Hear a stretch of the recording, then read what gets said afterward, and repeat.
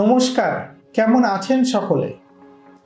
আমার সন্তান যেন থাকে দুধে ভাতে, এই প্রবাদ প্রতিম উক্তিটি ছোটবেলায় আমরা সবাই পড়েছি এবং এর তাৎপর্য অনেক গভীর।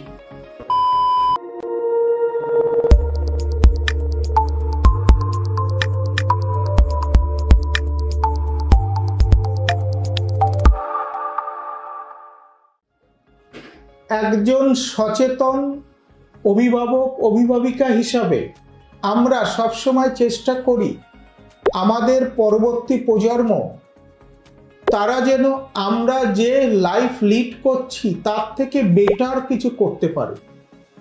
তারা আরো ভালো হবে, আর্থিকভাবে ভালো হবে, স্বাস্থ্যের দিকে তারা ভালো হবে, তাদের এডুকেশন তাদের ভালো হবে, এই বিষয়গুলো আমরা কামনা করি। সুতরাং বর্তমান প্রেক্ষিতে আমরা বোঝার চেষ্টা করি সন্তানকে দুধে ভাতে রাখতে গেলে কি কি জরুরি। সন্তানকে দুধে ভাতে রাখতে গেলে তার এডুকেশনটা খুব ইম্পর্টেন্ট, তার শারীরিক এবং মানসিক বিকাশটা খুব ইম্পর্টেন্ট, ততটাই ইম্পর্টেন্ট যতটা ইম্পর্টেন্ট তার ফিনান্সিয়াল হেলথকে সুরক্ষিত রাখা। আমরা যখন একটা সন্তানের জন্ম দিই, সন্তানটা কিন্তু অ্যাপ্লিকেশন দিয়ে আমাদের কাছে আসে না, আমরা তাকে নিয়ে আসি পৃথিবীতে আমাদের নিজেদের স্বপ্ন, লালায়িত স্বপ্নকে বাস্তবে রূপদান করার জন্য। অপত্য স্নেহের সুখ আমরা পেতে চাই। তো আজকালকার দিনে সুখ কথাটা সোনার পাথর বাটির মতো হয়ে গেছে। চারদিকে প্রচুর জনসংখ্যা, প্রচুর কম্পিটিশন, আর এই চেনা ছকে ডাক্তার বা ইঞ্জিনিয়ার হওয়া ছাড়া প্রচুর রকম অনেক প্রফেশন রয়েছে। এই প্রফেশনে কেবলমাত্র শিক্ষার্থীকে ফেলে দেওয়াই নয়, নিজের সন্তানকে এগিয়ে দেওয়াই নয়, অভিভাবক অভিভাবিকাগণ তাদের একটা র্যাট রেসের মধ্যে নিয়ে যান। তারপরেও দেখা যায় চাকরির জগতে হাহাকার। এতক্ষণ পর্যন্ত যতটা আপনি শুনলেন তার জন্য আপনাকে নিশ্চিতভাবে ধন্যবাদ জানাই এবং আমরা আরও খুশি হব যদি আমাদের চ্যানেলটি সাবস্ক্রাইব করেন, লাইক করেন, শেয়ার করেন।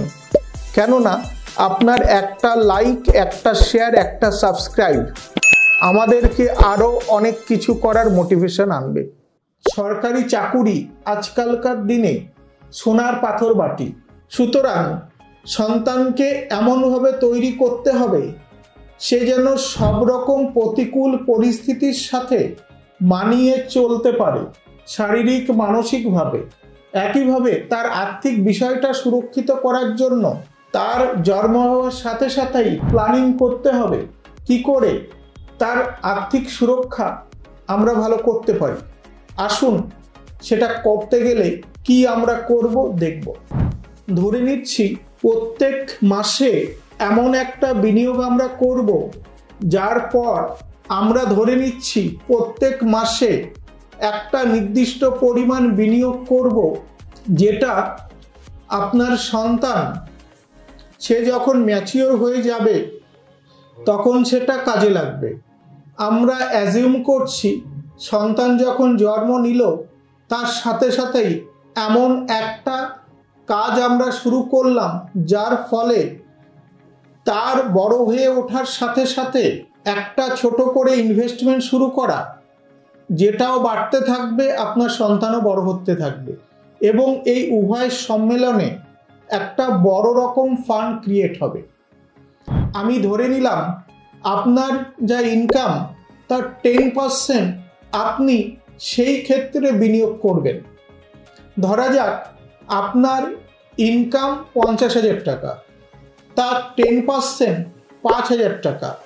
আপনার সন্তানের যখন 18 বছর বয়স হবে তখন সেই 5,000 টাকা কত হতে পারে সেটা আমরা ক্যালকুলেট করে দেখার চেষ্টা করি। এখানে আমি প্রথম 5,000 টাকা লিখলাম মান্থলি ইনভেস্টমেন্ট অ্যামাউন্ট। আমার ইনভেস্টমেন্টের যে পিরিয়ড আছে আমি সেটাকে 18 ইয়ার্স লিখছি, অর্থাৎ 18 বছর ধরে আমি বিনিয়োগটা করব।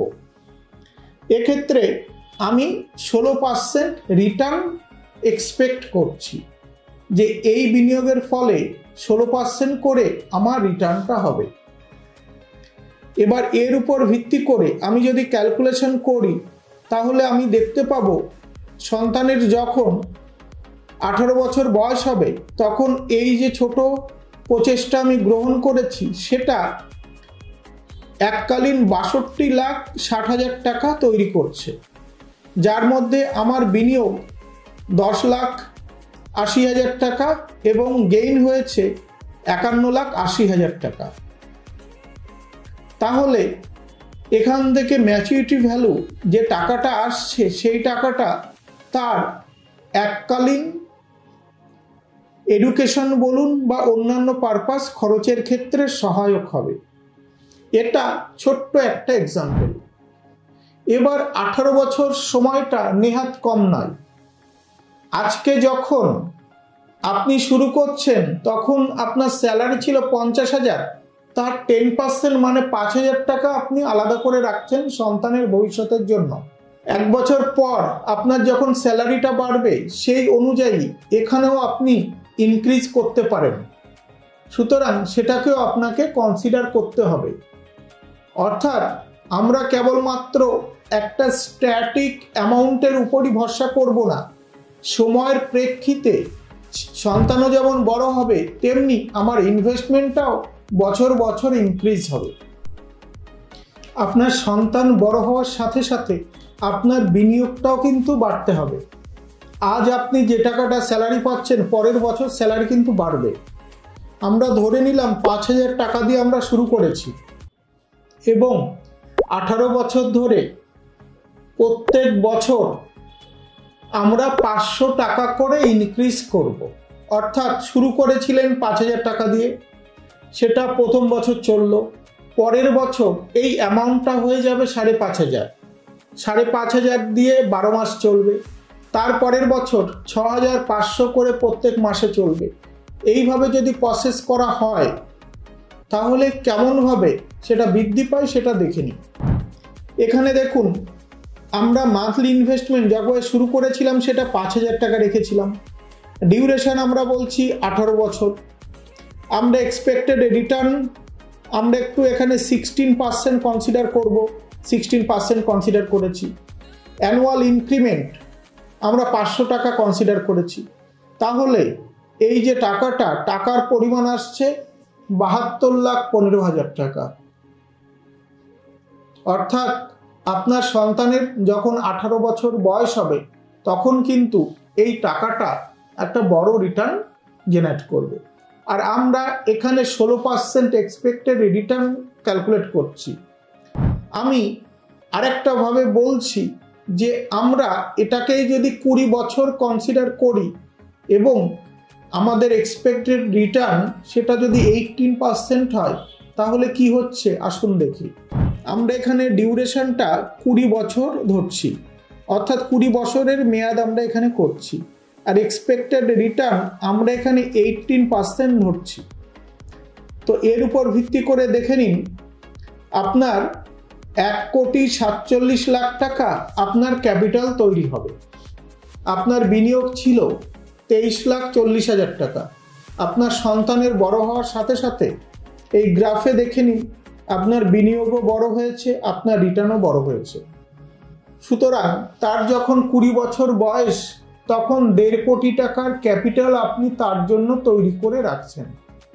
অর্থাৎ সে যদি চাকরি করে সেই রাস্তা যেমন থাকছে তার হায়ার এডুকেশন, একইভাবে সে যদি নিজে কোনো কাজ করতে চায় তার জন্য তার ক্যাপিটাল দরকার, পুঁজি দরকার।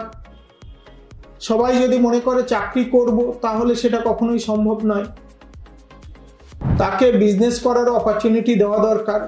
সেই জন্য এখান থেকে যে রিটার্নটা দেখানো হচ্ছে এটাও কিন্তু তার একটা প্রাইমারি পুঁজি হিসাবে কাজ হবে। সে নতুন স্টার্ট আপ তৈরি করবে, এটা কিন্তু আপনার সাপোর্ট তৈরি করবে। তাহলে আপনার সন্তানকে দুধে ভাতে রাখার জন্য এই সিদ্ধান্ত আপনাকে আজকেই নিতে হবে। ধন্যবাদ।